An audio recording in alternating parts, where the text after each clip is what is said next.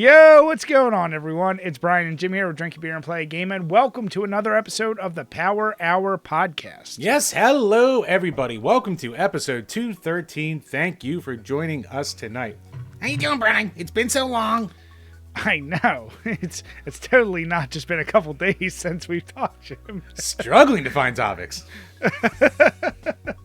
I think we got some good ones coming for us, but Chambers, I know a lot hasn't changed for us, but what's up with that goddamn shirt? What? My Zwig shirt? Right, it's Pride Month, so I have my favorite Pride Boy on me, alright? Gotta represent. You know how the Proud Boys are all about not beating off? Well, Zwig's basically the complete tonal opposite of that. It just seems right. Bye-bye monetization for this episode. Love you, Zwig. God damn it, Jim.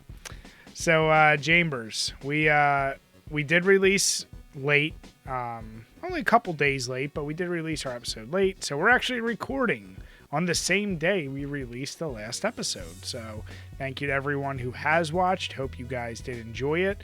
And we did mention there's a few do-outs we have, but before we get to that, Chambers, what are you drinking for tonight? Have you dipped your toes back into IPAs, or are you still going strong? Nope. It's my grand return to IPAs, Brian. Okay. From the Wicked Weed Brewing Company. This is their, what?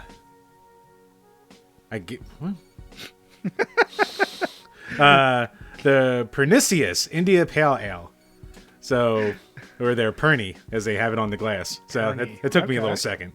It's all offset, it's confusing, and then they just made up a word at the bottom. It's probably a real word, but I'm not that smart. But... Pernicious. This hop delivery vehicle is crafted to be enjoyed fresh and often. Hand-selected New Zealand, Australian, and American hops set this beer apart from all others. Its drinkability and clean finish will lead you to never look at IPAs the same way again. Lofty expectations here, Brian. So, does it say percentage? I'm looking at 12.3%. Woo! Coming to us from. What is it? It's just an IPA. Just a regular IPA. Yep, coming to us from Asheville, North Carolina. I've never heard of a regular, non-double or triple. Yep, that's really weird. Just call it an IPA. Okay. Doesn't say anything else. Whew, I bet that is a extremely hoppy boy then. It is the silver medal recipient of the American Style India Pale Ale 2015 Great American Beer Festival.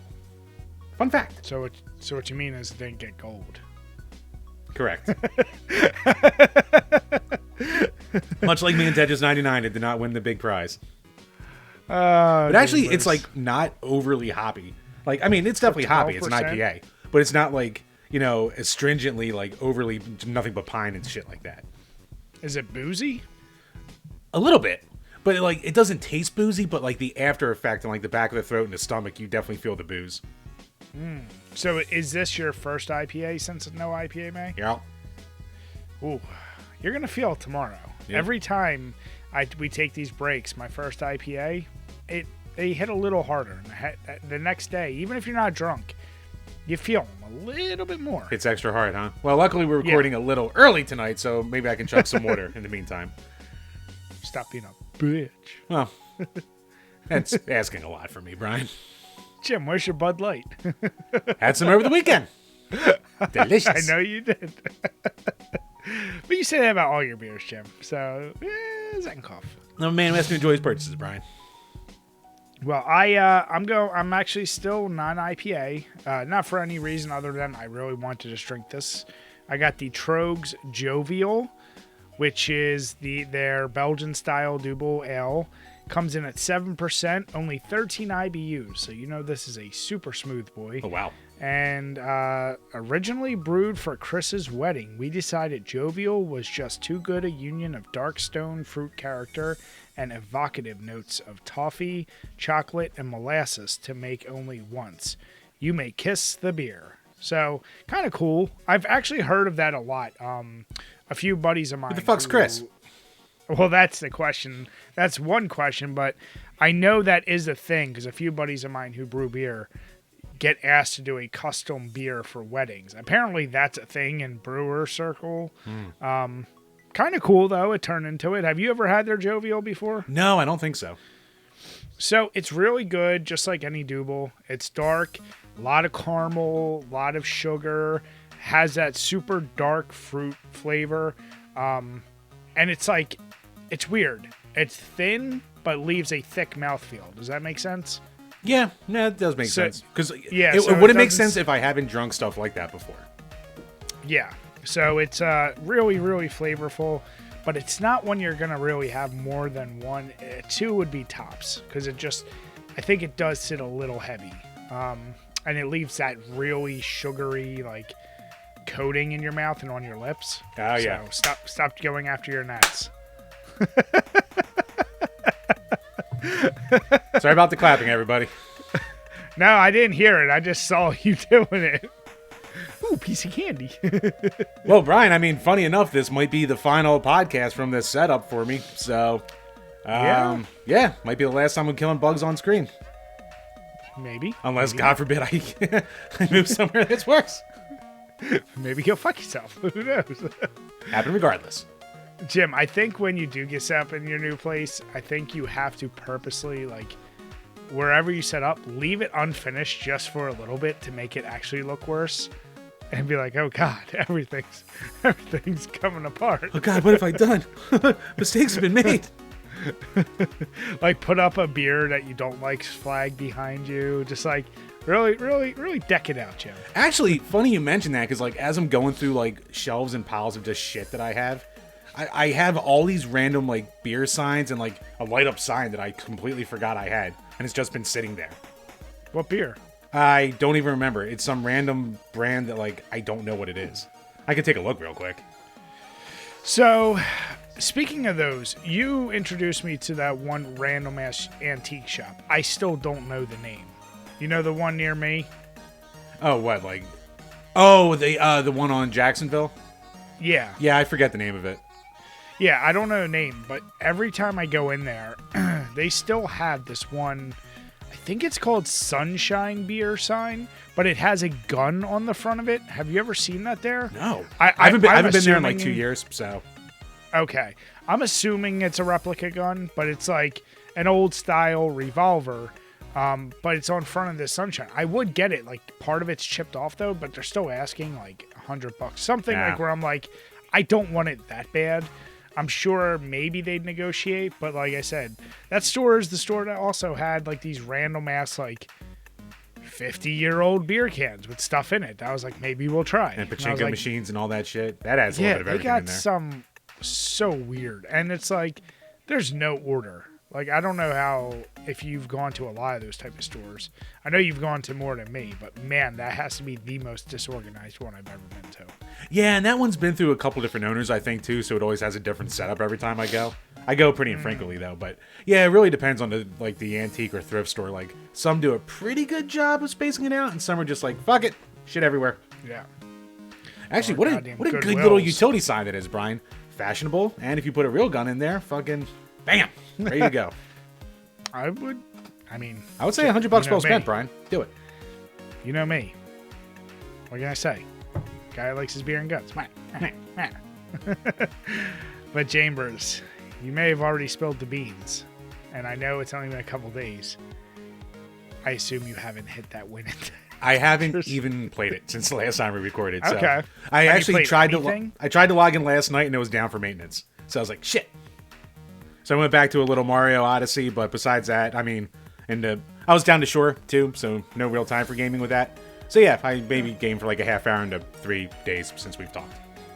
Yeah, I've it's been a fun times here too. So yeah, from the 3 days we've talked, I really have not done shit.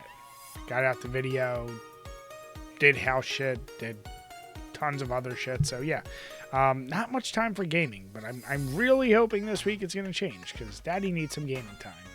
I'm just at that point where I'm like, I need a solid like just 3-4 hour session that I haven't had in I don't know how long, but I need that. Right, just lock the kids in a dog cage and have yourself some me time.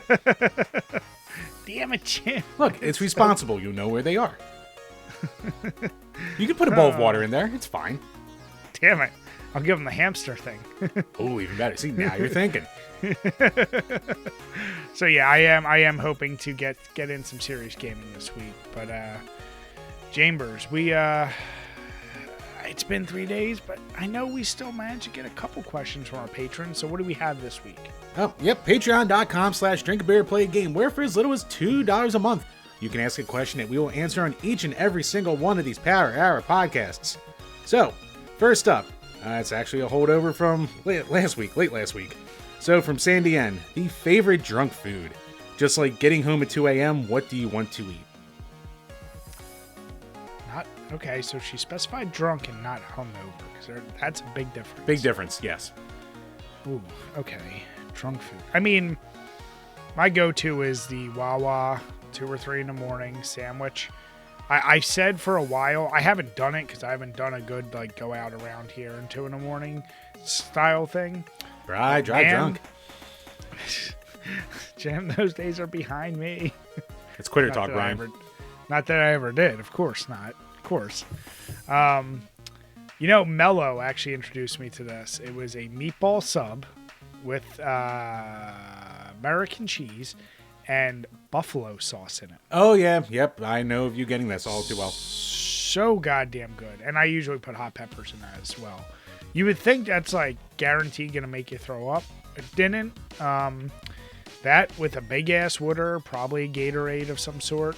And definitely some chips. Maybe some sour cream and cheddar chips that time of night. That's usually the winning combo. Because honestly, when you're talking drunk food, you can't order pizza. You can't go out to most places. And even like Mickey D's and any fast food place is going to be closed. So you got to go with what's available. Makes sense. What about you, Chambers? Actually, I was going to say pizza because a seasoned drunk will order a shitload of pizza before even going out, knowing that there will be pizza waiting for them when you get home. But Jim, I feel like you just always have pizza. Well, you don't keep this shape without a lot of pizza around, Brian. But underrated selection. Good old cheap ass ramen. Super easy to make. You get like 3 packets, fucking make you just a big giant fucking bowl of it and just sit there and go to town. Just like 4,000% of your sodium for God the day. damn right. Because you're not dehydrated enough from drinking. No, you need that extra bit not. of soda. Not soda. Of or salt. Fuck. Can't talk. IPAs are kicking in. That's all the sodium. It's all sodium. I got sodium brain. But, yeah, I mean, it's just salty and delicious, and it will fill you up. It will absorb some shit, that's for sure. And, of course, for the drink, it's got to be water mixed with some liquid IV. That is the lifeblood at this point. Yeah, I mean, there is something to be said, just like anytime we've gone to conventions, about just the downing like a half bag of chips or Doritos or something. We'll be Dan from Console Wars and have like 3 carrots and wake up fine the next day. Asshole. Have some celery, have some carrots, some broccoli. Ridiculous. Oh, look at me. I'm so healthy. My liver isn't half dead, so it actually works. It is the best. You know what? He could be the poster child for vegans because it's the only argument I've seen. His recovery is better than, he goes from literally falling down to up and ready the next day and presumably not throwing up, not feeling that bad. A little groggy, but he's right there. Yeah, Jim he drags for the first couple hours. Yeah, you just get him some tots and like a Dunkin', what do you call it? Egg and cheese bagel, and he's good to go. Yeah, it's remarkable. Or I guess just egg without the cheese, or I forget. Or no, I think it's just eggs, Jim. Yeah, you can't have. That's right. Maybe just I think it's just no a bagel. cheese either. Okay, tots and bagel. That's what he does. I guess. Yeah, I was like, you just named 2 things that he can't have. Whatever. Meanwhile, you're just the whole day. That is my sound. Is there any food though? The flip side of that question: is there any food that if you end up having, it's almost a guarantee you're going to be puking it up? Not. You puke anyway. Yeah, I puke anyway, so it doesn't really matter. It's a lost cause. Knowing that. Well, here's a question for you. I don't know, Brian. Animal crackers, because that sure as fuck didn't work last time. Dude, I think we talked about, but that your confidence in like I know what I need this time. Animal crackers. That'll soak up. Right. All It wasn't the confidence. alcohol. It was an experiment. An experiment that failed miserably. That's fine. Oh, Jim.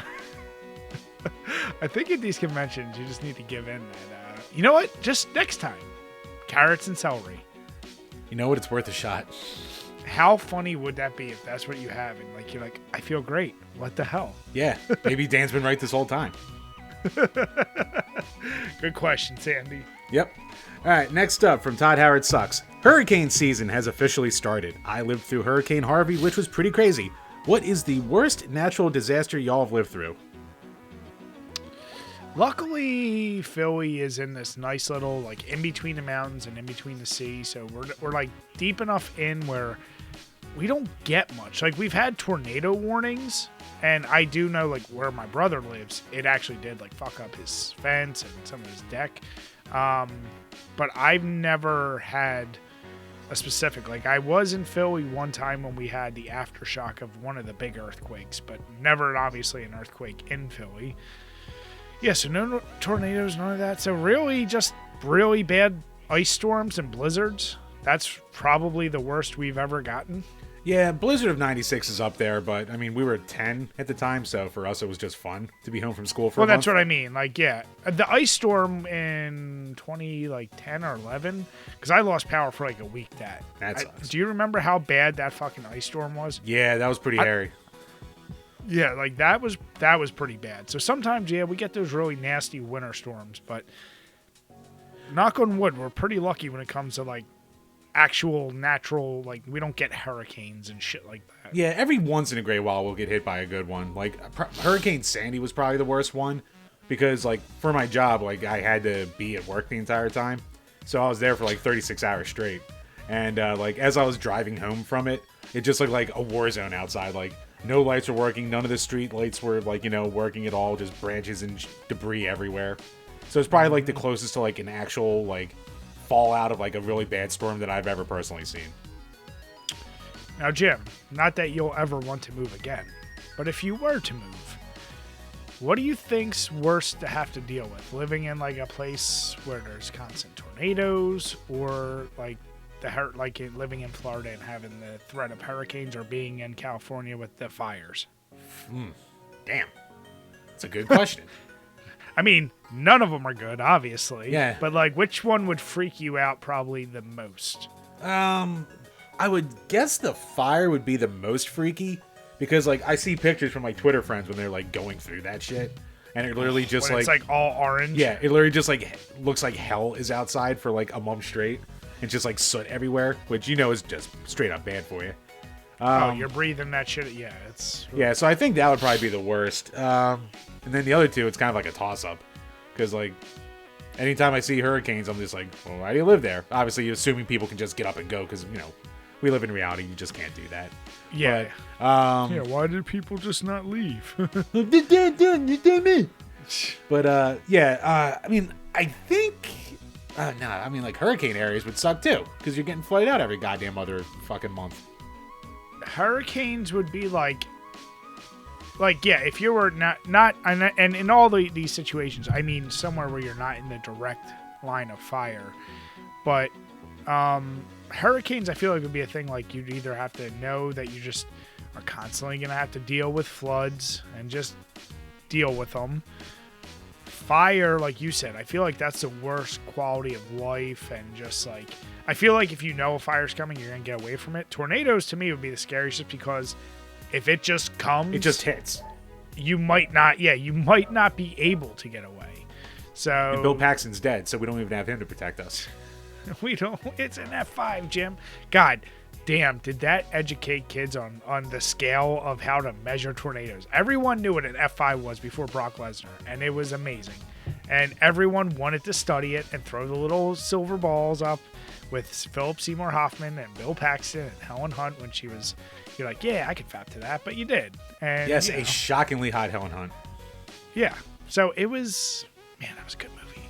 And then there was, I know you haven't seen it, but did you ever see Night of the Was it Night of the Twisters or Night of the Tornadoes with Devin Sawa? No, Brian. No, I have not seen Night of the Twisters with Devin Sawa. It was obviously the critical and cultural hit. You mean you missed that one, Jim? You know, sometimes things just pass you by. E.T., Night of the Tornadoes, things happen. I gotta look up what it actually is called. But yeah, that was another low rent one. Because I was in the craze of tornadoes and it only came out because of Twister. But yeah, go check that out, Jim. Maybe that'll be one of our picks for our movies. When in Rome. Yeah, that's a great question, though. I don't know. Maybe hurricane living would be good for me because then I'd be too scared of all my shit getting washed away. Maybe I'd live more of a liminal life, have less clutter, worry about it less. Well, I love those stories of the people in Florida. Those like diehards are like, it never actually comes through here. Like it's like all evacuated, and then when it does come through, they're like, help! Damn it!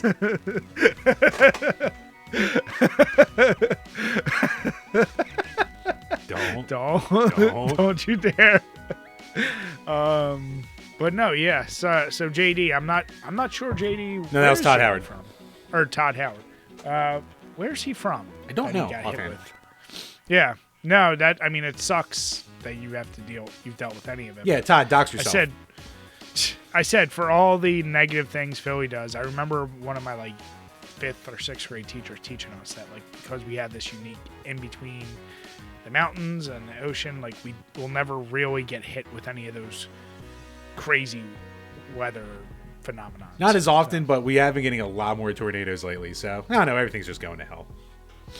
Yeah, Zenkoff. Yep. And last up from Burn Retinas, the Eagles and Phillies won world titles 10 years apart from each other. Since the 76ers keep choking, are the Flyers next? I hope so. Probably not. Unless Danny Briere and Keith Jones not. are somehow like the greatest minds in the history of hockey to turn his dog shit franchise around anytime soon. Like, I don't know, like this. The Sixers are choke masters. Tell you it has to be Sixers. I know they are choke, but like they'd have to be before Flyers, right? Yeah, I mean they just have more talent, and I mean we only have a couple more years before Embiid's knees are just made out of silly putty, so we got to strike now. That's what I mean. That maybe they're just missing one more piece to like get over the choke. I don't know. Fucking love we let Jimmy Butler go, and all of a sudden he's just taking his goddamn team to the fucking finals, and everyone's calling him like the greatest fucking power or point guard goddamn ever performance. That's nice. It's real fucking nice. Gonna give him more money. But Jim. Yeah, I mean, not that James Harden didn't do some good, but no, don't keep the younger player. Why would we do that? Jim, you don't sound spiteful at all. Never spiteful, Brian. But yeah, no, I mean, it's got to be the Sixers. I mean, I would honestly expect the Eagles or the Sixers are so more like the Eagles. They're cursed. They can't get past the second round. So I would expect the Eagles or Phillies to probably, even though the Phillies are sucking a dick right now, I would expect them or the Eagles to get to the finals and maybe win one before even they do. I mean, I think we're already, obviously us and the Chiefs are rated as the top tier before even going into the season. Of course. So I think we should, maybe? I don't know. We're like one of the few teams ever to be like ranked higher in power rankings after a draft, after like losing in the Super Bowl. So, yeah. I mean, we picked up some goddamn talent, so we should be good again. I think, we have what it takes to win, and then it just comes down to like some really terrible calls. Yeah, to not being outcoached by Andy fucking Reid. I will never not be bitter about that. But no, that's a good but a heartbreaking question. So thank you. Yes, thank you for that. Thank you for all these wonderful memories we have as Philadelphia sports fans. But yes, that wraps up the Patreon questions for this week. So once again, thank you to everyone out there for this continued support. If you're new to the show, make sure to head on over to Patreon and check it out, because we have bonus content, we have game review requests, movie review requests, bonus episodes of the podcast, and all the kinds of good shit. And if you're listening on iTunes or Spotify or YouTube, head on over to one of the other platforms, leave some subs and reviews. It helps us out a lot. Yeah, thank you guys. Truly, truly appreciate it. Now, Chambers, we have much more pressing matters to discuss. As we talked about last episode, we got some winners to announce. That's right. For our NoIPAMay. So by the time you're listening to this, there will be something up on the site. The link will be below. Make sure you check out all the submissions that came in to us throughout the month of May. All you guys, we truly, truly appreciate it. But as you know, we have to pick winners, and we're split between two of them. And it's two great supporters, and so we're announcing it now formally, so we will wait till this Friday to send it out on socials as well. But the first is from a pint-sized pint chaser, also known as TPA Beer Lass. She is a great, great supporter, had multiple very awesome, and the first one, I believe, ever to send in a reel as a submission as well. Yep. So she I believe, was one of our co-winners last year as well. I can't remember, but I'm pretty sure she was. But yeah, no. Great, great submissions from her. And as always, her links are going to be below. Please make sure you go give her some love and some follows. Oh, yeah. But in addition, we have a newcomer who first time submitting. And man, he just sends out some goddamn pretty ass pictures from Retro Brews. He's actually a PA boy, kind of near us, surprisingly, as I found out. Yep. But if you love beer and games, which if you're listening to us, you already do, make sure you go check him out. As I said, between his photos, they have a very formulaic style, but man, they're just awesome to look at. He's got usually a themed glass with a themed beer, with a themed game, and usually a toy or something. I'm dying to see what his collection actually looks like, because clearly he must have a hell of a collection, because he doesn't have a ton of duplicates of stuff. Yeah, and he wasn't putting up, little shitter games. Like, I mean, Bucky O'Hare made some appearances, and it's not a cheap boy. No. So he's put up some great ones. So congrats to both you. We are going to be sending out some new merch, and we did also speak last time that we have some new merch being made up by our good buddy Broken Optic. And if you need any art done, please make sure you check him out. He's done our logo. He's done the updated logo with the NES. But this time, we got a double hitter for you. So the first one I'm showing here on the screen is actually the Super NES logo. As you guys may have heard us talk about before, ideally... Right, Nintendo's 16-bit like logo. Shut up with the names. Eventually, we'll have probably every system. But, we're just going one at a time. But I think this gen is going to be the big one. I absolutely love this logo. I think the color pattern. I love how he did the font like the Super NES. It looks great. So we're going to have this be available for some shirts, obviously, with some colors that would go with this logo. And then, of course, Jim's favorite, the Genesis. And we have two variants here because we couldn't decide what looks better. So as you guys see, we have this red with the nice checkerboard style, which really helps the controller and just the look of it pop. But we also have blue, which I think kind of goes with the whole theme of the Genesis in general. So you have two options there. And once again, they'll be made available for shirts. I can't promise by the time you're listening those will be available, but they should be up in our store soon. So when they are, we'll send those out. And those shirts will get sent out to the winners of NoIPAMay. So we really appreciate it, guys. Great submissions again. And I hope you all back to drinking IPAs if that's what you enjoy. Right, I think we should put Travis's picture on a shirt, too. I think that's shirt worthy. Travis, no. God damn it. I know if I let you pick a winner, that's who you would have picked, Jim. I know what you like. Can't argue against art, Brian. Hey, I will say, once again, it was a very, very, very tough year. There was lots of great submissions. Oh, yeah, no, everyone did a great job. Seriously, thanks again, everybody. Yeah, no, it was a ton of fun. So, we'll see. Like I said, last year we dipped our toes into another little contest. I don't know if we're going to do it again this year. Yeah, didn't quite have the turnout. Nah, but also I think it was at a time when we were like, life came up and a little busy, so we weren't really promoting it. Yeah, and we also just kind of shit out that idea too, like a week before. Oh, it was definitely just last minute, and nobody likes pumpkin beer apparently. No, so. no one played along with that. Enough people. It's funny, for as much people love IPAs and didn't want to give it up, more people dislike pumpkin beer. Yeah. So, yeah. But, yeah, no, like I said, I love these logos. So, I think we'll definitely probably, I'm not going to say we're going to stick generationally after that, but I would be curious. Maybe we'll put out a vote as to what should be the next system we do a logo for. Oh, yeah. Because, I mean, there's a ton of choices, but, yeah, maybe we'll get weird. Right, why don't maybe we do the turbo? More obscure. Right, what about the turbo? We'll never do the turbo. About the turbo, Bri. Nobody likes or cares about the turbo. People like the turbo. No, they don't. They like PC Engine. Okay, they do like that more. You're correct. Chambers. Now,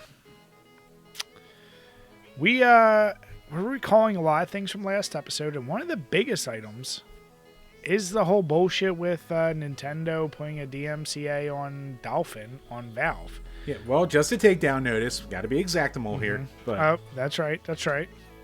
But what's the interesting news here, Jim? well, Bri, our only follow-up from last week, but yeah, I did not. So when we were talking about this last week, or 4 days ago, we were just like speculating, like, you know, what happened here? How did they know about this? How did this get on there? So apparently Valve themselves told Nintendo that Dolphin was going to be going to Steam. And they were kind of just like, hey, we don't want you to come after us. So just letting you know, this thing's, you know, it's trying to come on here. So here you go. You deal with it. And It's very... it's odd because it's just like, I guess Valve didn't want to look like the bad guy in the situation. So they were like looking the other way while still being like, and like they publicly admitted to this too. So it's not like it's something someone leaked.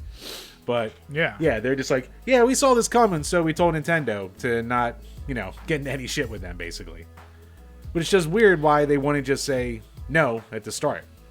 Like, we know we joke or talk about how, like, the quality of shit that goes up on Steam. But it's just like, is there really no internal moderation at all to that level? Well, that's so... I feel like we both said things. So last week, like, one of the things we speculated was, like, is there any quality control? So they are obviously viewing this shit coming in to some degree. They had enough foresight to just warn Nintendo. But like you said, if you're going to warn Nintendo, which you knew would turn into a takedown notice, then why go through that? Like, were they hoping maybe Nintendo would be like, it's fine? Like, I don't know. I don't get that. Like, they were clearly just legally covering their ass, which, once again, it does lead me to believe they don't censor anything coming in. That's my only guess, is that they must have a policy that, like, unless there's...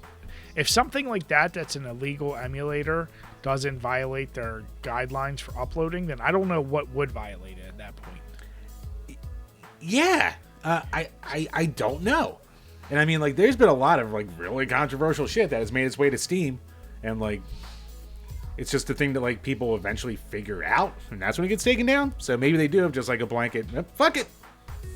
Yeah, so this is... The more I think about that, because didn't we also cover in the past, didn't someone rip off somebody's, like, partially finished, like, Superman game? Oh, yeah. And, like, upload it to Steam? Yeah. And it just caught shit, but it still was able to be uploaded. And... it was like stolen code. So they've clearly allowed things like that. They've allowed now illegal emulators. We've talked about some of the more, I'll call it tasteless games that have been put up there. Or tasteful, depending on your point of view. No, they're tasteless. Right, come on. Shower with your dad's simulator? Come on now. All right. Wholesome fun. There's nothing goddamn wholesome or fun about something like that. But it does beg the question. Now, Jim, we talked about it. I said I kind of like that approach of, like, just let it all go and then figure out, like, once again, like, do you let something finally be taken down by enough community backlash, or do you just say, leave it on there and let it get buried in the dislikes, and then eventually it becomes obscure enough because there's literally hundreds of thousands of things uploaded, so it will get buried eventually. Like, I don't know. I mean, Steam is the biggest name in town when it comes to, you know, digital distribution, so I guess what they're doing is working. Can't argue. It's tough to argue results sometimes, you know?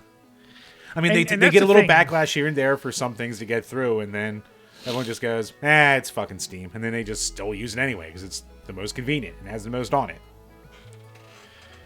What I find interesting is that, you know, they actually have emails that were sent from Valve to Nintendo.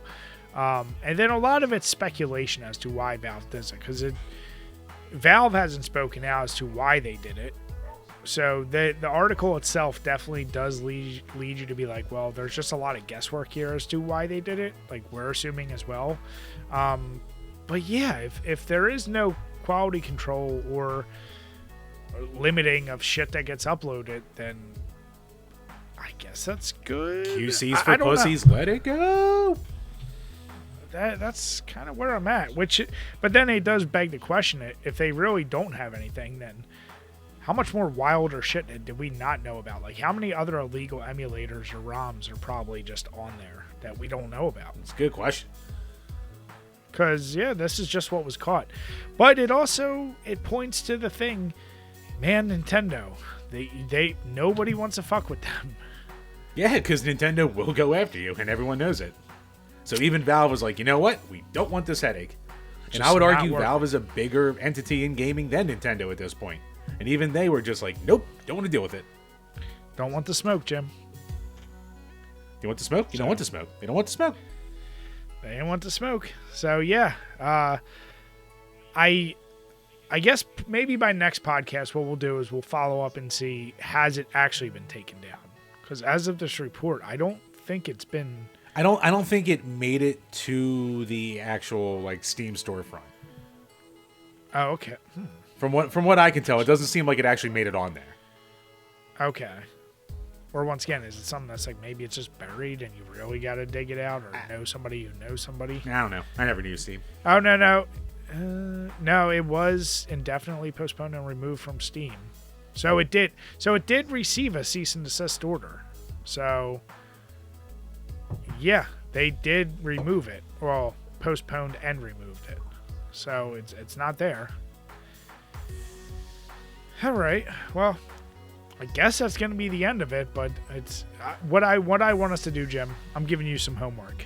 Let's see what other crazy shit's on Steam. Bring up, you know what? That's what we need to do. We need to highlight the craziest game Jim found on Steam each week. So basically bringing back like Jim Sterling's old like Best of Steam Greenlight series, but just Steam Greenlight isn't a thing now. It's just shit we found on Steam. Would you say it's Jim's Crusty Corner in Steam? Ooh. Jim's Steamy Crusty Corner? Crossover. I think we should do it, Jim. Well, you tell me. Yeah, I'll fucking do it. I can look up any goddamn game. Well, think about it. Okay, I did. Yes. There, you happy? There, we'll do it. I'll look up some smut. All right? Is that what you want to hear? Look, I'll do the smut thing. Fine. Fine. What? Touch yourself? Man. Fine. What? You want holes? I'll find some holes. We'll get some holes on the page. Damn it. Well, Chambers, I know one thing that will make you happy is that Microsoft and their showcase are going to feature no completely fake trailers, which they may or may not have done in the past, Jim. Oh, well, potentially. Well, let's cut the bullshit here. Everyone does it. Everyone just puts up bullcrap trailers of CGI cutscenes that probably won't even show up in the game, definitely don't look like what will be in the final product and crap like that, because it's easy to just build something that looks really nice to show it off to try and build hype. So, obviously everything does it. Actually, Bri, quick tangent, quick side note. I think this is like the first episode in like 3 months where there hasn't been some kind of update in the acquisition for Microsoft and Blizzard. So like, so even though there's no update there, Microsoft and Sony still being little catty bitches to each other. Because this is a direct shot at Sony, who just had like their most recent state of play that, like, I didn't watch it, but from what I saw from most people, like, they kind of didn't like it. And there's like a whole lot of nothing and then like a whole bunch of just CGI trailers. So this is like a direct response to that. It definitely, I'd say at best, it got a lukewarm reception. At worst, it was a disappointment. Yeah, like Metal Gear Solid Remake, like everyone's like, oh, that's cool. And then like it eventually realized that like it's not going to be exclusive. So it just became a thing of like, oh, why did you share that? So, I don't know. It's a weird one. Silly. Yeah. But here's the deal. So, I feel like, man, I don't know the whole idea of the old days of who won their showcases. It always comes down to whatever. Obviously, I think the big thing here that everyone's waiting for is Starfield. that like is the game people care about. That is the one they want to see real shit on, and I know they've been promoting it. And there's going to be Starfield exclusive, like dedicated portion, not related to just the general Microsoft showcase. I guess my question to you, Jim, is: are you excited at all for Starfield? Like, I don't really know a lot about Starfield, but Starfield suddenly became an extremely important game for Microsoft because they need a first-party win after the fucking bomb that was Redfall. Because, like, they were hyping up Redfall for so friggin' long. It was, like, the first big thing to come from, like, Bethesda, even though it was Arcane Studio, who was, like, owned by Bethesda. Yeah. But, yeah, like, it was a thing that was really hyped up, and it came out, and it got bashed to high heaven. And it's a complete disappointment. So, and that was, like, the first big post-purchase, release that they had. So now Starfield really needs to be a hit to start making these acquisitions look like they're worth it. So we know Starfield has been a thing. It's like presumably been in the works for 25 years. That's been the big background RPG they've been working on, which may or may not explain why they haven't had a new Fallout or a new Elder Scrolls, even though they claim that a new Elder Scrolls is in the works. Yeah. Which we know, let's be honest, putting Fallout 76 aside, if they do a new Fallout or Skyrim or Elder Scrolls, there is no Elder Scrolls. There's only Skyrim. Exactly. Todd Howard said. Like basically, they're going to be massive hits, game of the year, blah blah blah. This Starfield is interesting, and I thought you would be interested in just because it's their most ambitious RPG to date, which has something like you can visit 1,000 planets and do all the RPG things you do in Bethesda games, and each one's completely fleshed out in its own unique planet, and think like a Bethesda game, but just in space.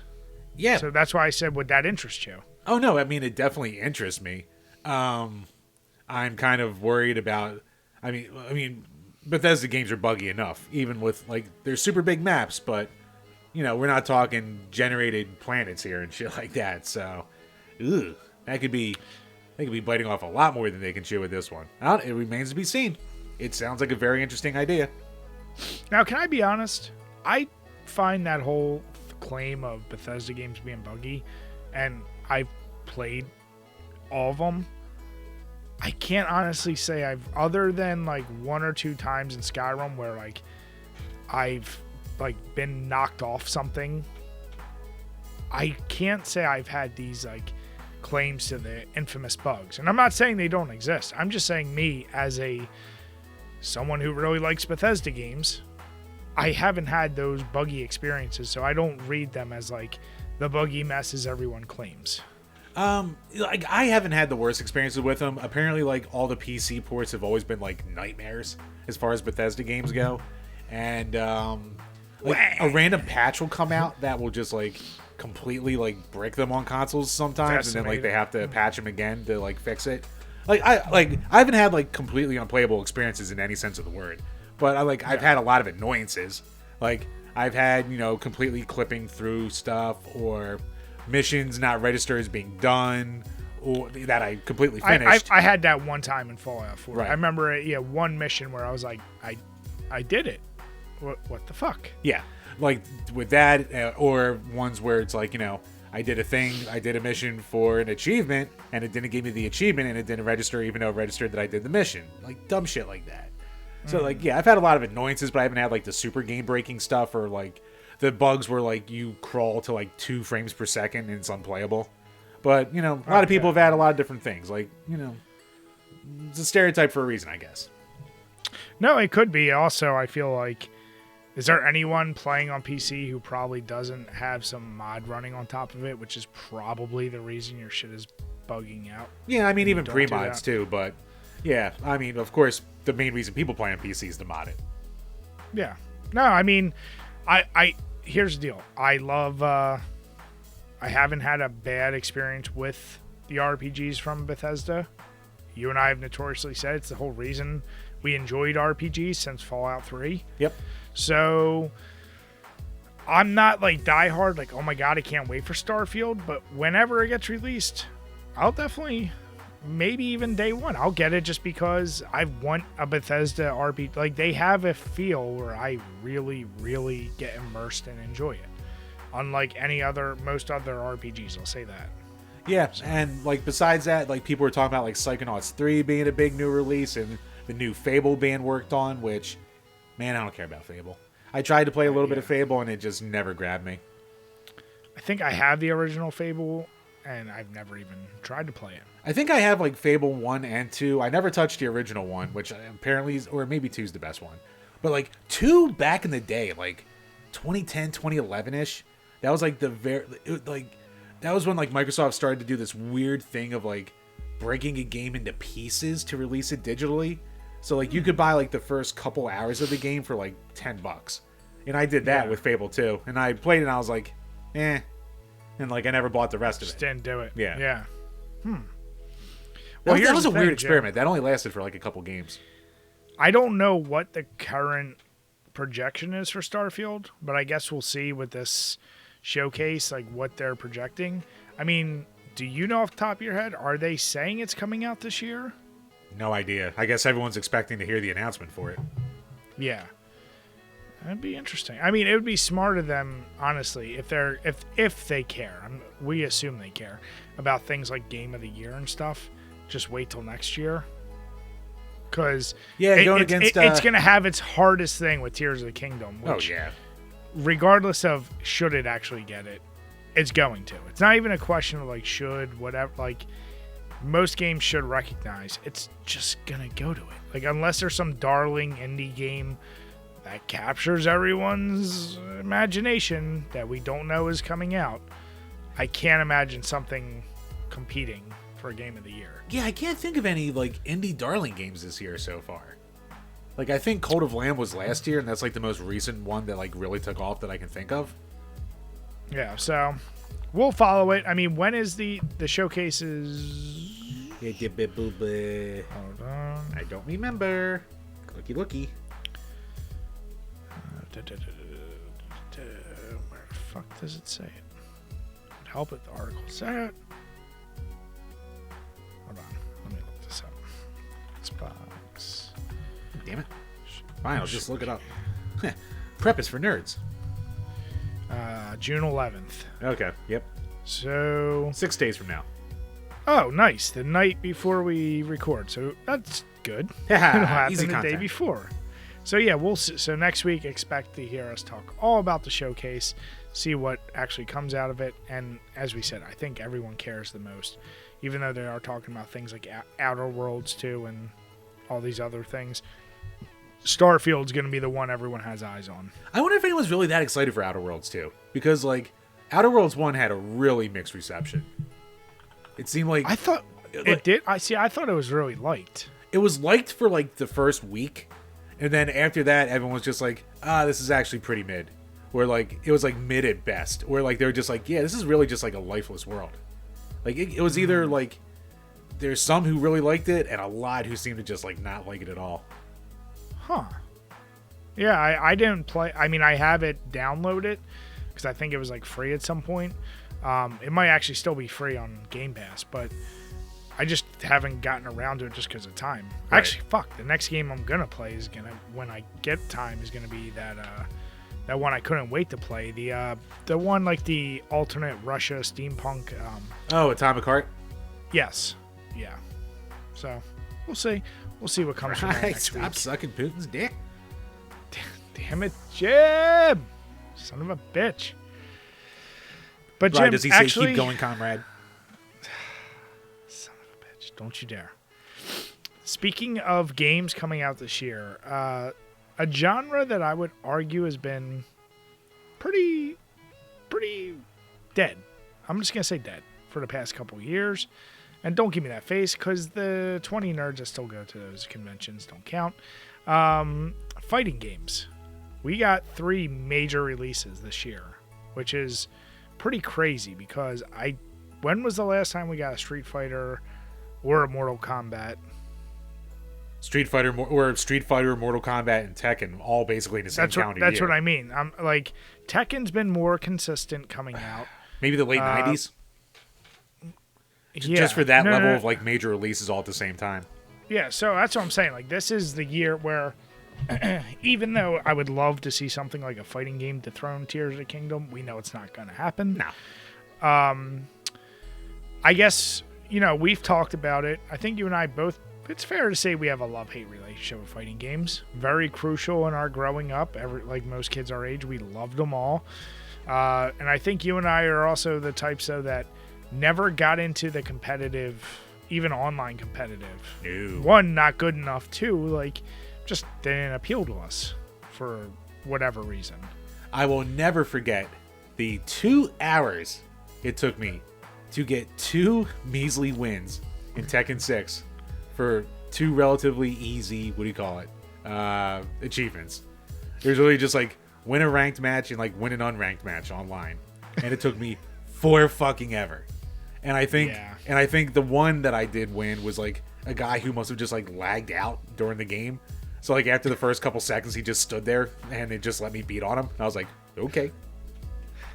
The gym win method where you can't feel good about it. Yep. Don't feel good about it, but I'll take it. So yeah, this year, I mean, we got three biggest in fighting game history. They got new releases this year. Street Fighter 6 is actually already out. Do you have any interest in getting it? I'll get it eventually, but like any other Street Fighter, I'll just wait. Like, I can wait 2 to 3 years because like I'm not going to be in the competitive scene at all. Even though I hear it has like an actually fully fleshed out like story mode that takes like 20 hours, so that's cool. But I can First still. time. What's that? First time for Street Fighter? Yeah, seriously, especially after like 5. But like Yeah. I can wait. I can wait for that. So I can wait like 2 years for the Super Edition or the Ultimate Edition or the Championship Edition that'll have all the characters and all the levels and all that bullshit. I can wait. I can wait and pay $20 for all the content. That's fine. But I am interested in that. But like I'm interested in all 3 of these really. Oh yeah. Well, here's the deal. Mortal Kombat's a first day buy for me. 9 has completely instilled my confidence in them. 10 did not disappoint. 11 was like, I have no doubt I'm going to enjoy the ever-loving shit out of it. So, and NetherRealms in general at this point, with their fucking Injustice games, like, come on. You can't go wrong with those games. Yeah, no, they haven't had a miss in like a decade. Yeah, and Street Fighter, I've said before, it's just not for me. It's partial. There was no story, and I know it's a weird thing to care about in there, but also they eventually made a story mode for 5. I played through that last year. I just also feel like their art style, like, it lost me after the style of 2. Like 3 even started going towards a style I didn't like, but 2 was the last style I liked for Street Fighter. Oh, I hated the models in 5. Awful. That's what I mean. Like, I don't like what 6 looks like. Now, 6 does look better. Like, it looks a lot better. No, it looks better, but like there's still, I don't even know what the fuck to call that. It's like a cartoony, not quite so, like, I don't know what. Yeah, it's like an advanced kind of cell shading. I don't know what to call it. Yeah, but it's something that makes me go like, ugh, like the whole Uncanny Valley, but like for cartoons. I don't know. There's something about it I don't like. But obviously the only thing, just like with Tears of the Kingdom, I see no one really talking. The 2 things I see about this game: 1, everyone making the most outrageous caricature version of someone, like they'll have a long neck or some outrageous body styles of people they create. Yeah. So I look at this as like the old school SmackDown wrestling games where it's like create a fighter is the reason to get this game. And then I see everyone bitching about what you just said, which is like the online is so unfun because it is so unbalanced. The amount of like brand new players who get matched up with like a master ranked already there was no balance in their matchmaking, which is a question I had for you. I know it's a big thing in COD when they started doing skill-based matchmaking. I know it's a big thing in Dead by Daylight and other things. I guess they don't do that in fighting games, which kind of shocks me. Yeah, I don't know how that works. Like, or maybe okay, just like the people who are going to be playing online the most are the most like they're the hardcores. So, Yeah. like, the people who are going to spend their time online, like, they have to get good if they're going to be able to stay online playing. Well, that begs the question. I mean, here's the deal. I think of all competitive gaming types, fighting games are the most ruthless. They're the curve and the time dependency is so high. Where like COD, you would get smoked by people who are good without a doubt. But because they did skill-based matchmaking and other things, in regular matches, you're probably going to get ranked with people roughly. But yeah, there is zero hope. There's not a lucky button combination in the world that could help you if you're going against someone who's a pro. Oh yeah, it doesn't matter. No. They know everything down to the pixel. It's ridiculous. So there's my question for someone like you. Do you think they should have skill-based matchmaking that actually like? So if you log in for the first time, in theory, you shouldn't be playing anyone that doesn't have more than like 4 hours logged online. They should not be ranking you with someone with 100 hours. Yeah, I think they definitely should. Just make 2 modes. Fuck it. Have your skill-based matchmaking mode and have like ladder, where it's just get good and hit the ladder. Yeah. I don't know why they don't do that, because clearly I don't think they do. Just based on the amount of clips and videos and people complaining about that, there's no way they have it. So, I don't know. That's one of those things. But this year, like I said, it is exciting as shit. I will get Mortal Kombat. Oh, I may even dip my toes back in Tekken.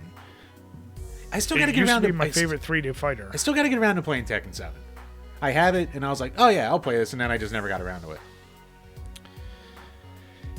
Yeah, it's one of those fighting games are one of those uniquely sneaky time consumers where our mind, I think, still thinks of fighting games as like when we were kids where you're like, I'll bang this out in like 15, 20 minutes and I'll win. You don't do that anymore. You're like, no. So it's like, I guess that added time commitment really just makes you go like, I don't want to get back into all that. Like, I don't need to try to figure out the million things I need to do and this and that. So yeah, I don't know. Are any of these? We know Street Fighter obviously is not first day, but do you think Mortal Kombat would be a first day for you? None of them are going to be first day, but Mortal Kombat would be the closest one. Okay. Because I loved 9, 10, and 11, and like I'm actually really excited to see what they do with this reboot story in 1 coming off of 11. So like I'm actually invested in the storyline with this shit, even as goofy as it is. It's so off the wall wacky, but I'm just like, I want to see what they do with it. I want to see the Great Kung Lao. Well, yeah, and that's the thing is like what's interesting is so they're rebooting it and they're already like we know it'll probably be once again a smaller roster. But we don't know how small because they already have obviously included people from the originals too. So it's like, are they going to just keep it to Shang Tsung again? Yeah. Or are they going to go right to Shao Kahn? Like, I don't know. Yeah, but like the original Scorpion and Sub-Zero, but like even before then and before Scorpion was like a demon spirit. Like, it's going to be cool. I can't wait for that. Yeah. And like Tekken, I'm excited for it because I like Tekken, but like I'm not like super invested in it. It's just hardcore. Like, yeah, I like Tekken, so I'll probably enjoy it. You like Tekken. Yeah. But Chambers, I mean, this leads in perfectly to an article you have here, which is Polygon's 13 best fighting games. And, they are hopping on this fighting game trend and hype, so they put together a list. And it should be noted, they don't say it. It's not like 13 to 1. They don't rank it. It's just a list. That's what I was gonna say. They're just saying here's the 13 best in no particular order, which I think there's something to be said about that. Like, because you can never satisfy folks when you put order to shit. So just saying here's the best arbitrary number, then you don't have to argue about what should be where. You can just say, yeah, I think they might have missed one, or this shouldn't even be there. But like, you don't have to worry about like, but they didn't say this was number 1. Man, I'm actually shocked because for as much like rage baiting as Polygon goes for all the time, like this is a shockingly like milquetoast approach to it. Maybe even they didn't want to deal with like the autistic rage of hardcore fighting game fans, because they are insane. The autistic rage of fighting game fans. That is quite a sentence, Jim. Well, can't put that as a title for an episode, but it would make a good title. Someone make a drawing of Jim saying that. and make it come to life. Draw Jim as that character, actually. That's what I want to see. I would be the one to be one. Be simple, Jim, doing it. So, Chambers, why don't you run us through what's on this list and see where we agree or disagree? All right, first up, Guilty Gear Strive. I always hear the Guilty Gear games are great. They're more towards the hardcore fighting game fans. I've never played any of them. They look awesome. I hear they're good, but never played them. Yeah, same. And you know what's funny? Honestly, before you and like this site, I never heard of Guilty Gear. Really? It was never even in a potential wheelhouse of someone that I knew. No one ever talked about this game. Yeah. Oh, yeah. I mean, before the site, I never knew anything about Guilty Gear. But I've talked to a lot of people who are really into the series, and they love it. But that's a barrier of entry I don't want to deal with. Yeah. Next up, Soul Calibur 2. Yeah, I agree with that. And man, while we might shit on the exclusive characters, it gave you a reason to sweat. want to buy all of them. Yeah. You're like, do I get Spawn for Xbox? Do I get Link for GameCube? Or do I get, who was it? Heihachi? Yeah. You're like, was it?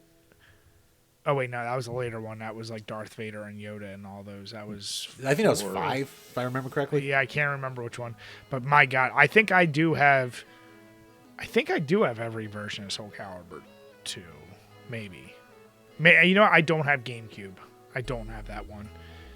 But, God damn, what a time. And that game is fucking chef's kiss. Fucking perfect. I do love that game. So, I do agree. It should be on there. Now, And you know what else? Besides just being a really good fighting game and being beautiful for its time, it still holds up. Actually, all the Soul Caliburs look great. It had so much goddamn single-player content, too. So much content.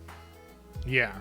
Yeah, to me, that's one of the more, and I know it's weird to probably call it underrated, but it is one of the more underrated feeling games for fighting games out there. Oh, yeah. Yeah, I'll say that in this day and age. People our age go, oh, yeah, Soul Calibur 2 is great, but, fighting game fans these days, no one talks about it. Exactly. All right, next up, Marvel vs. Capcom 2. Definitely should be on here.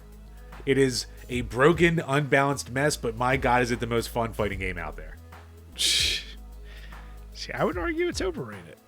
It's fun as shit, but the hype it got was, I think, really limited to how, until it came to Dreamcast, it was like the game you couldn't get and you won it, and then on Dreamcast it was just crazy expensive and nobody had it.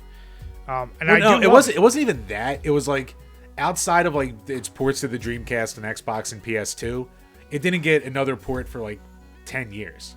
So it built a legend on itself, that kind of thing. Because unless you had it from then, and like you said, it did get expensive on them. There's no way to get it. Yeah, but no, I will say the cast of characters, the goofiness. I still hate that song. Take you for a ride. Of all the soundtracks I've ever heard, that and to a degree, No Mercy, the Dick Diggity Dog. What a time for games. It just makes me go, who listened to that and said, this is what this needs? Right. If you're, you know what? Fuck it. New theory. If your menu music is completely not what you would expect and nothing that you thought would ever be in the game, it's probably a good game. That takes Bulls. That's Bulls, Brian. That goes, yeah, we put this the fuck in there, and guess what? You're going to love it. I literally always want to mute it every time that's on. You love it. But what's next? Next up, Skullgirls, Second Encore. So that's just like Guilty Gear, where it hasn't been around nearly as long. But it's a series that people seem to like. But I couldn't tell you really anything about it. Same here. I never, before we did this, I think it's a lot of waifus in there. I think there's a lot of, I think Zontan, who was a big hentai guy back in the Newgrounds days, I think he did art for the first one, if I'm remembering correctly. So that's how I heard of the original Skullgirls. But outside of that, I know nothing about the series. Well, I was going to say, is Skullgirls, was it made just for a game, or is it based on something? I think it was just made for a game. Okay. Because I like I said, after seeing that list, I went, let me look this up. And oh yeah, there's a whole community that loves the shit and it claims that like this is such a crazy fun game. I've just honestly I never heard of it before seeing this list. So yeah, we should try it out. Yeah, no, I would definitely give it a go. Might be fun. Yeah. Yeah. All right, next up, Mortal Kombat X. Interesting they went X and not 11. I am because you and I have said I think I do like the story of 9 the best, but yeah, it kind of is like undoubtable. Like the combat kept getting better and better between X and 11, and then you could argue it's just down to the roster, like who's. Well, it's down to the roster, but like they make points in the article to say like they like how they kind of muted the amount of special moves that characters had, so kind of like put more strategy and almost opened up the actual fighting mechanics more. And there's a big argument among Mortal Kombat fans over whether 10 or 11's better because I forget which is which, but one's definitely faster playing than the other. So some definitely like the slower pace. I think 11's slower, if I'm remembering correctly. Whereas a lot like the faster combat of 10 more, it's like more competitive, I guess. Yeah. I mean, both are great. I'd almost put them on the same level. I would have put it probably Mortal Kombat X/11 because I feel like it really, for me, it comes down to the characters and the story. Which one do you prefer? But yeah, I see that argument. Yeah, where like 10, I guess, introduced more long-lasting characters, whereas 11 just seemed to have a roster I like better. Also, but you know what? I respect them not copying out and doing, one slash the other. I'll respect that. Well, here's the deal. 11 does have God, Lightning, Liu Kang, and that is a tough thing to get over because that was pretty goddamn cool. Yeah. So and then you get God Shang Tsung in the expansion. Yeah. So I don't know, but either way, yes, of course. Right. They made Fujin cool. They somehow made Fujin not lame. Goddamn Fujin. Redemption arc from Mythologies. Don't you dare. And they did bring Terminator and RoboCop and Spawn and Rambo. Oh, the DLC characters in 10 were fucking god tier. Well, no, that was 11. Oh yeah, that's right. 10 had more of the hard characters, right? 10, yeah, it had Jason, it had Alien, it had Leatherface. Like, I think I liked the characters more in 10 because you had Predator, Jason, Alien, Leatherface, and then like Triborg and Tremor. But 11, you can't deny, had Joker, Spawn, Terminator, RoboCop, Rambo, and then of course like randomly Nightwolf. And they made Nightwolf cool. I don't know how the hell they did that. So yeah, even though the horror nerd of me appreciates 10s better, 11 on paper they had more and they did better with their characters. So I don't know. Yep, tomato there. But next up, Smash Ultimate. I mean, in my opinion, it's the best Smash, so I'm fine with that being on there. I hate anyone that argues. It's like, no, the controller, this was better in Melee. Like, shut up. Autistic. And nobody talks about Brawl. Well, that's you. You're going to be the character. I can't wait till someone draws it. No one talks about Brawl because of the trip mechanic in there, so everyone hates Brawl. Also, what did it come out on? What's that? What did it come out on? Wii. Exactly. Fuck Wii. Next up, Tekken 3. Yeah, I'll say that's still probably the best Tekken. I mean, I think I personally like Tag more, but I think like just fighting wise, 3 is probably better. Yeah, and that was for a few years. It was on my top 20 list. It's still what sold me on Tekken 3 was you could literally see a guy like lean back and like dodge a kick that was pixels away, and like there was no other precision like that, and especially in a 3D game. And I was like, that blew my mind, like that you were missing by just inches these punches and kicks. And yeah, that game, I love the shit out of that game. Yeah, and like it was perfectly optimized for the PS1.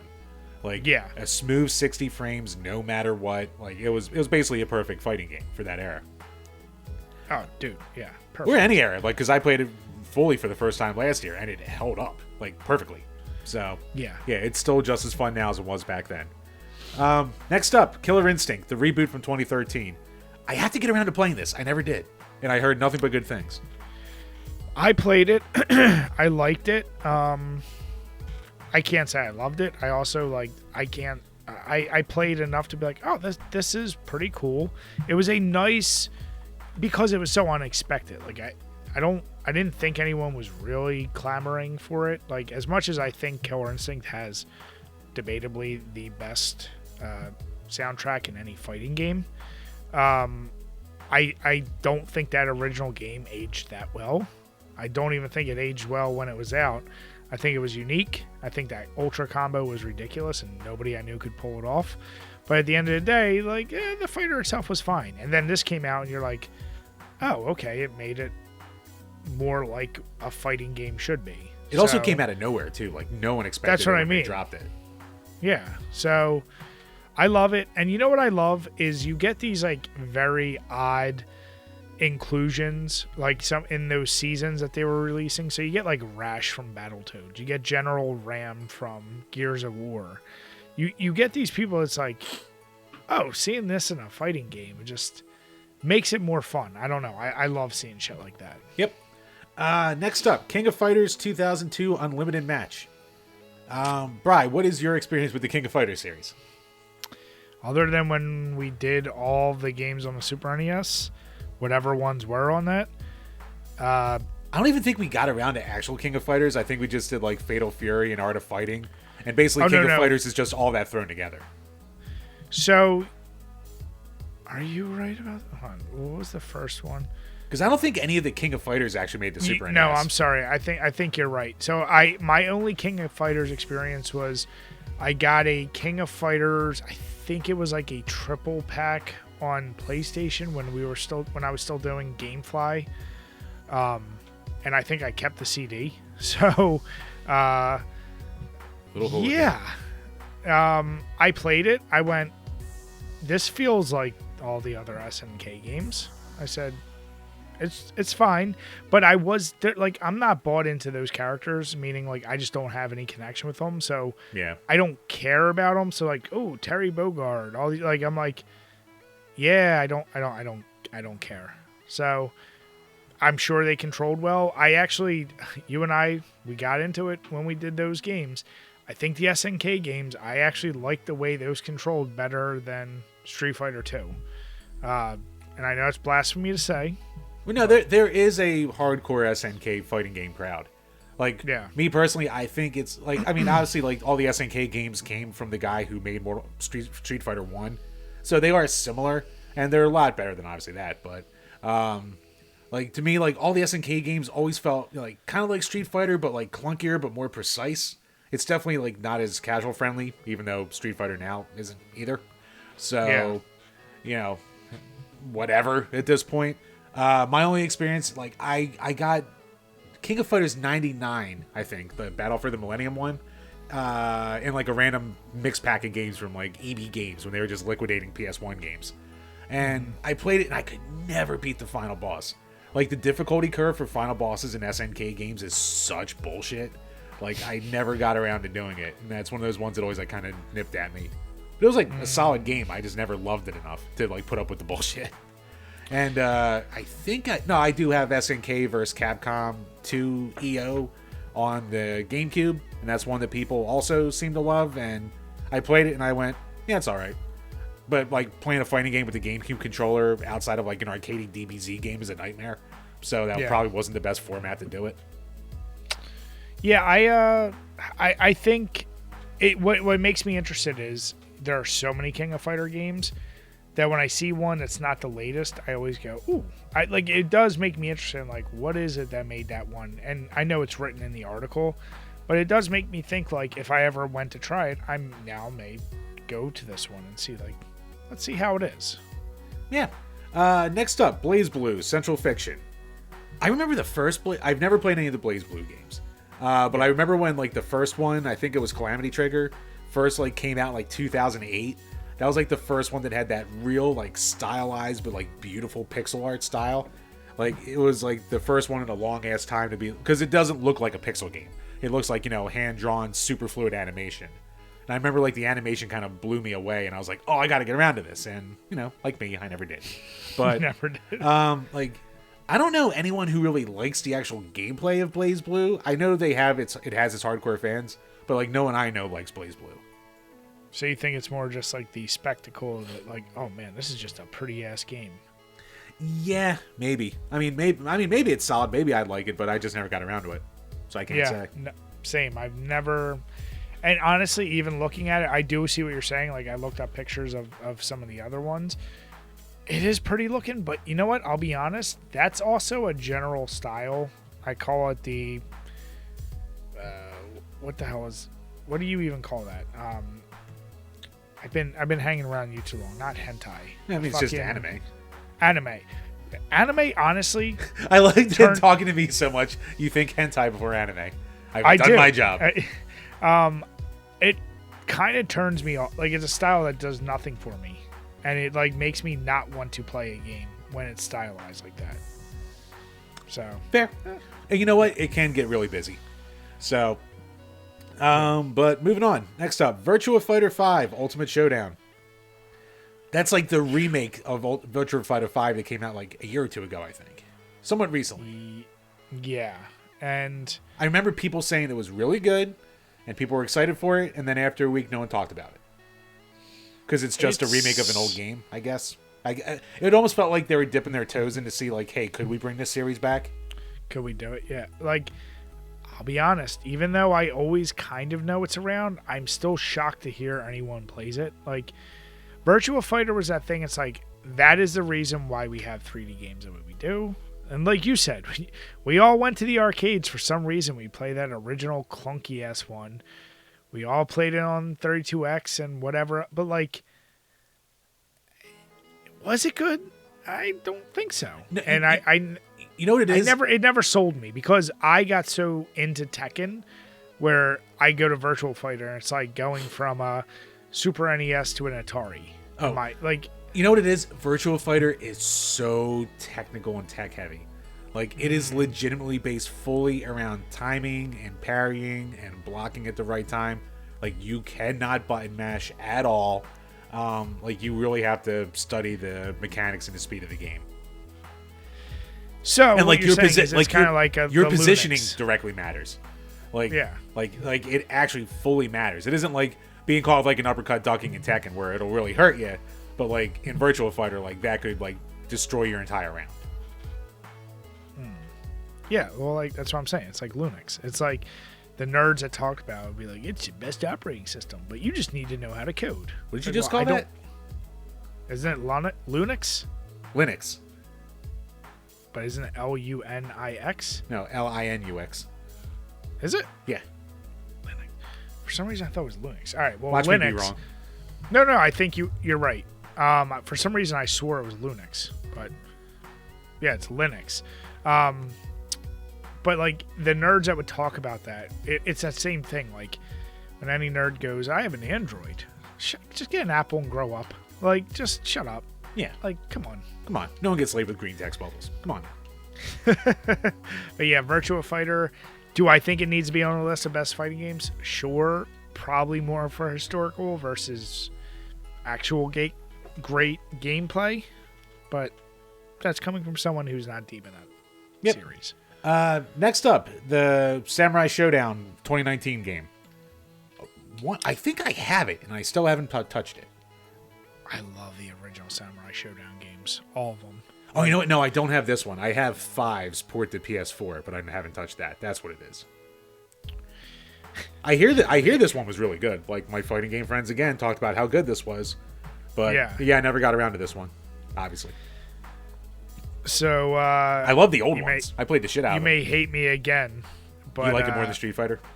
No. Well, yeah, that's obvious. Right. But my point was, once again, Samurai Showdown Anthology was another one I think I kept from GameFly. And it had like 6 of the games on there. It was like 1 through 6 for the PS2. And it's an awesome game, Jim. I bet it is. And then GameFly went out of business. Daddy got the Wonder why, Brian. Wonder why. Why is GameFly gone? Why did the Dreamcast fail? People like you. That's why. Hey, I had the original Dreamcast. That wasn't you just sitting there with my N64 beating off. Yeah? I was on the internet like a gentleman with my Dreamcast. Yeah, well, I had illegal cable, so I didn't need the internet. So, Damn it. But no, Samurai Showdown for sure. I myself never got into 2019. Just like we say with all the other shit, just never have had the time. But those original games too, I love so much. Yep, same here. Next up, Street Fighter 3 Third Strike. To me, it makes sense this is the one that's on here because among like the hardcore fighting game people, like this is the best one.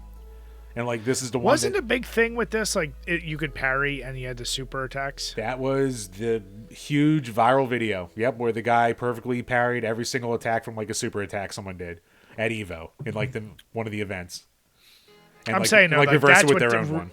Yeah, but like other than the updating graphics, like that's kind of really the big delta between all the versions of 2 and like once you got into 3, right? I mean, everyone says this one is the one that plays the best, even though like honestly people like the graphics and the roster of like even the other versions of Street Fighter 3 because Third Strike was the third version. So there was like the new generation and one other one, I forget what it's called, but yeah, like this is the one that's like technically the best one, I guess, fighting wise, pure mechanics wise. But you know what's funny? Like we were talking about this earlier in a group chat, and our buddy Mello, she was like, "Yeah, Street Fighter weirdly fumbles the bag with like every even numbered item or entry because like 1 was like a mess, but it was important, and then like 3 is like considered like the best fighting game, one of the best fighting games ever, but it was a huge commercial flop that no one cared about, and then 5 had that ridiculously awful launch." So yeah, there's a weird thing going on there. Does it hurt your heart that they didn't put some version of 2 on here over 3? Yeah, because I mean, like, obviously I like 2 more, and 2 is definitely more important in the grand scheme of things, but I guess if they're really... this is a list definitely catered to the hardcore fighting game crowd, so it makes sense Third Strike's on here. I'm fine with it. Well, clearly they don't know much about fighting games, so they would have Brutal Paws of Fury. Well, obviously. And Weapon Lord. And Power Fist, or Fury, and all the other... Slaughter Sport. Oh, yeah, of course. Can't forget Slaughter Sport. But yeah, I mean, actually, I think that wraps up the list. So, anything that you're shocked isn't on there, Brian? Yeah, Injustice. And I know it might be too much of a cop-out because they have Immortal Kombat, but I'm sorry, I think Injustice was like, most people agreed if you played it, it's just such a great goddamn fighting game that I would argue, like, of any superhero fighting game, even over Marvel vs. Capcom, it was more fun and played better. Interesting. I mean Injustice. When I say Injustice, I really mean Injustice 2. Like, with all the shit they added in that game, because even 1 was amazing. But the story, the everything, like, yeah, I feel like that should be on there for those who know, they know. Yeah, I guess if I'd be shocked 1 wasn't on there, it'd probably be Dragon Ball Z Fighters, just because that was like such a big game over like the last 5-6 years in the fighting game scene. And like that was when like a Dragon Ball game really hit the fighting game like network of hardcore fighters. Like I played it a little bit, it's too techie for me, so I didn't put a ton of time into it. But it's one that's, beautiful art style. I think it was done by the same people who did like Guilty Gear's art. And maybe the same engine too. So maybe that's why Guilty Gear got the nod. But just for like the sheer popularity of it, I'm shocked that didn't make the list. Well, yeah, that's actually a good point. And I guess, yeah, not seeing any Dragon... Like, you know me, I don't care about Dragon Ball at all, but I do recognize, like, it is obviously loved. And I feel like there's enough people that love so many different Dragon Ball games where I go, yeah, it's a little shocking not 1 made the list. Like, did you really need Blaze Blue and Guilty Gear? Couldn't you have just done one or the other and it kind of covers both bases? They're kind of in the same vein. But again, that's what I mean. Like, this was also like, definitely geared towards the hardcore fighting game community crowd. So, yeah. like, that's like the only game from all of Dragon Ball that could have made that list would have been Fighters. Because, like, I liked the Budokai games, but they're, like, they're goofy one-on-ones. And then the Tenkaichi games are more like the arena, the big open arena kind of fighter games. And then I hate all the Ultimate Battle ones on the Super Famicom. I think they all suck. So, yeah, like if you're going for like a purely good fighting game, that's probably the only one you can put on there. Wasn't a game what was it called? It was on Dreamcast. Power Stone 2. It wasn't that like a vastly popular game? Or That's a good call. I'm kind of shocked Power Stone didn't make it. Or is that a fighting game, or is that considered something else? No, it's a fighting game. It's like more of a... It's like an arena... Like an arena fighter, yeah. Yeah. But yeah, I remember that being huge for Dreamcast. I don't know if it was out on anything else. No, I don't think it ever really got ported. No, it got ported to the PSP. I actually have the PSP port of it. But besides that, it never got ported anywhere. That's part of the reason why it's like super expensive now, and it's also super pirated. Like, I would never buy a copy of it because there's like a 90% chance it's fake. It's fake, yeah. What about Darkstalkers? Or is that already covered by SNK, kind of? Well, that's actually Capcom, but Oh, is it? Yeah.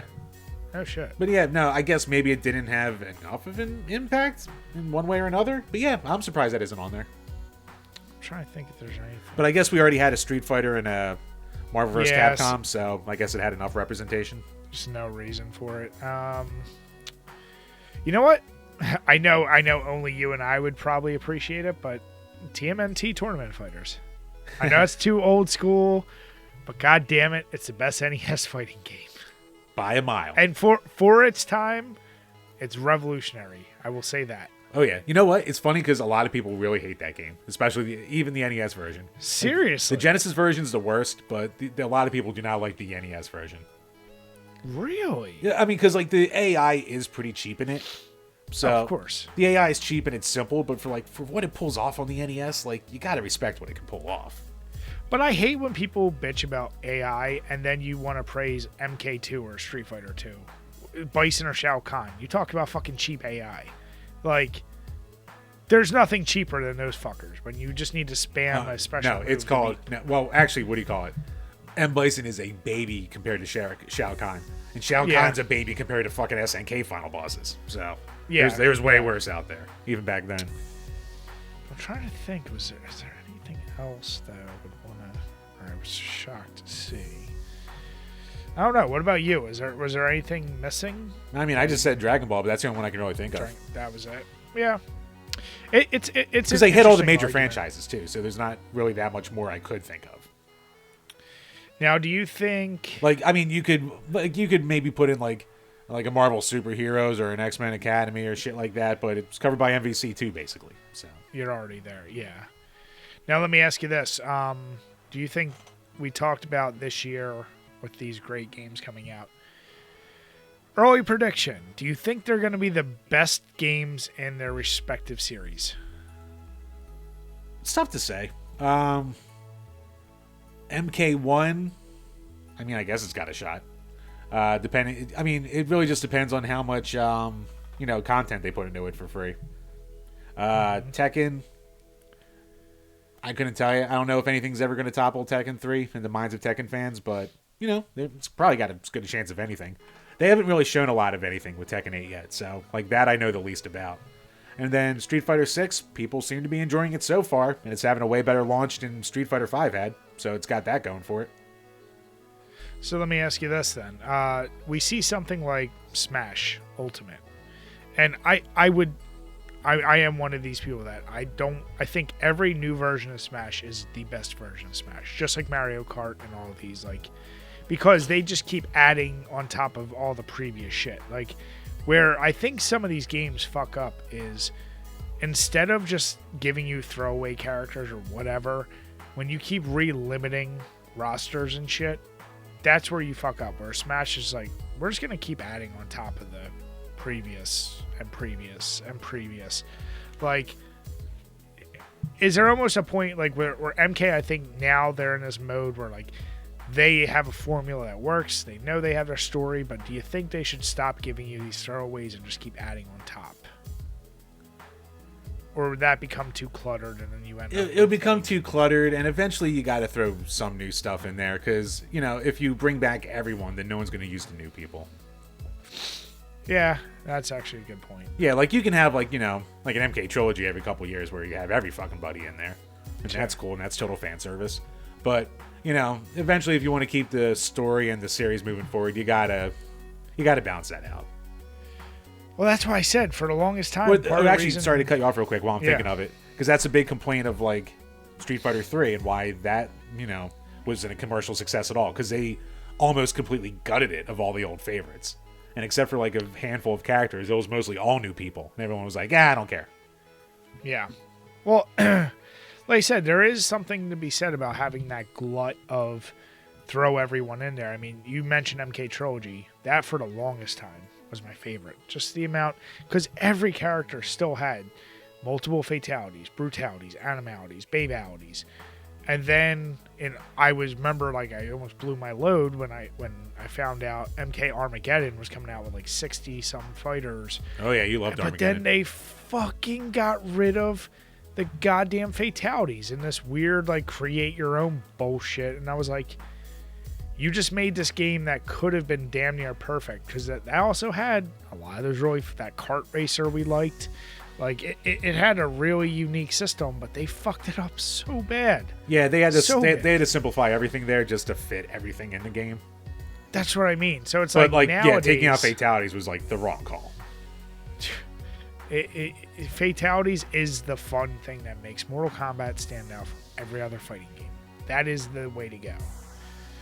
But Jim, last thing before we close out, would there be any old fanboy part of you that would love to see a remake of Eternal Champions in modern graphics with better controls? I actually would. I would like to see it done right, because it was a cool concept with some cool character designs, and even a pretty cool fatality system where if you hit them in the right spot as the last hit on a stage, you have stage fatalities in every single one. I thought that was cool. And the control for it actually wasn't that bad, but the fucking AI, you want to talk an unfair AI. Jesus Christ. You get to like the fourth fight and it is game over. Like the computer just completely reads everything. And they're moving like 7 times the speed of you. How amazing would it be if they like just did at least like 4 or 5 characters from that as DLC in Mortal Kombat? Oh, I'd nut. Damn it, Jeff. That would be so cool to see that. It would never happen, but it would be so cool. Yeah. Because that would involve Sega looking at an old IP that isn't called Sonic. And we know that doesn't happen. That's why they need to sell to Microsoft. Sell to fucking somebody. Do something. Now, it'll be, like you said, there's been a lot of these lists popping up, and they're infinitely debatable. I think, though, this one, other than the little ones we mentioned, like, it captured what you need to capture. I wouldn't call anything on here. I think you said at the beginning, there's nothing controversial, really, here. Stuff that I think others will disagree with, but for the most part, it's a fairly safe list, and there's something to be said about that, because you're always going to have some asshole who wants to make a list and, like, throw in one really wacky, unique, like you'd be like Street Fighter. Oh yeah, there's gonna be like Fighting Vipers or Fighters Mega Mix from like the Saturn or some shit, some off the wall shit from the old days, or like a ROM and a half game for some reason. Yeah. So we're nostalgia. Like someone throws in like the Genesis Power Rangers game. Yeah. Hey man, that Power Rangers. Actually, you know what? I would say that the Power Rangers movie game on Super Famicom has a shot though, because that was a really good game. We love the shit out of it. So or Gundam Wings, the same engine, so you could use either one. But obviously, we love Power Rangers more. But yeah, what I'm most interested in is I want to see what you guys think. What is there a game missing from here? We can't really comment on what the order was because, as we said, there was no order, which is sometimes a nice part about lists like that. So you let us know in the comments below. Chambers, how did that beer you cannot pronounce treat you? Pernicious. You know what? It's good. It's a solid IPA, and for its alcohol, it's really drinkable. The lacing, look at this. I don't know if it comes through on here, but like this has been done for a good 5-10 minutes, and it is still stuck to the side of the glass. That's a dirty boy. Yep, that is a lot of lacing. It's got a frothy, foamy head, so that is a very solid IPA. I was impressed. Yeah, and then the inverse is jovial with 0 lacing. Super, super delicious. Goes down smooth, but as I said, it settles that nice, like gives you that warm feeling throughout your body. Definitely, you could have it in the summer as I'm doing, but I would really probably recommend this more fall or winter. So, you know, if you see it out there, if you're going to have it, just don't be like sitting out in the sun or having it by a fire, because it's probably not the right time of year for those. But with that, everyone, we do want to say thank you so much for listening and for watching. If you're watching on YouTube, please make sure you hit that subscribe button and the notification bell so you can see whenever we release any new videos. And if you're listening on Spotify or iTunes, hit the subscribe button, give us a 5-star rating, even if you want to bash us, and we'll read it on each and every one of these podcasts. With that, we want to say have a good night, everyone, and cheers. Cheers, everybody.